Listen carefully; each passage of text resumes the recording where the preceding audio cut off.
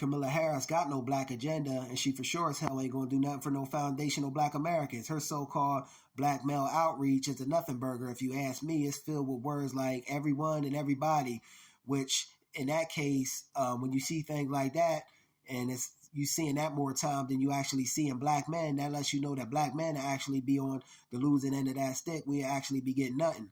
And Kamala Harris does nothing but go up to Democratic shield and tether platforms. And the one time she stepped out of her norm or comfort zone and went up there to Fox recently, she was a stumbling and a fumbling. This woman ain't got no wherewithal and tenacity to stand on her own.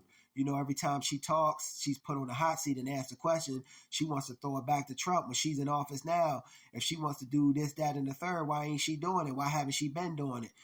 So she can miss me with that. And then when she was up there at the Breakfast Club, she has some nerve, some gall, and some audacity to talk about some reparations need to be studied. Reparations don't need to be studied no damn more. Reparations been studied far too long. We already know who the reparations is going to go to. So it's about time y'all dig in y'all pockets and produce them tangibles in the form of cash reparations to foundational black Americans, descendants of freedmen, the black people who were enslaved here in America, who could trace their history back to the 1870 census and classify themselves as black. So that's who it'll go to.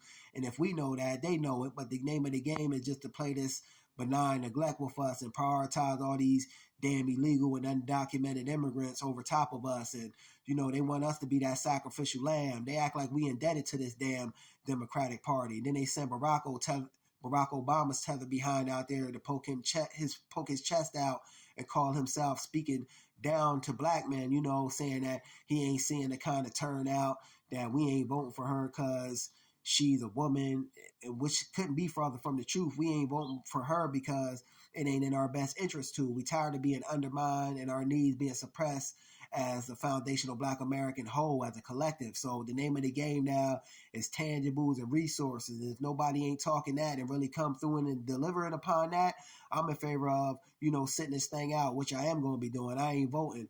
But I say that we as a foundational black American whole, as a collective, let this democratic regime crash out and burn, and when they do crash out and burn, they can know that it was done by our hands as foundational black Americans, all strategizing and getting on code, and the code being unification of our people and pushing to get those tangibles in the form of cash reparations. Just my thoughts on the matter, but we got to let this Democratic Party crash and burn and send out a message that the foundational black American vote can make and break parties if we want. Peace.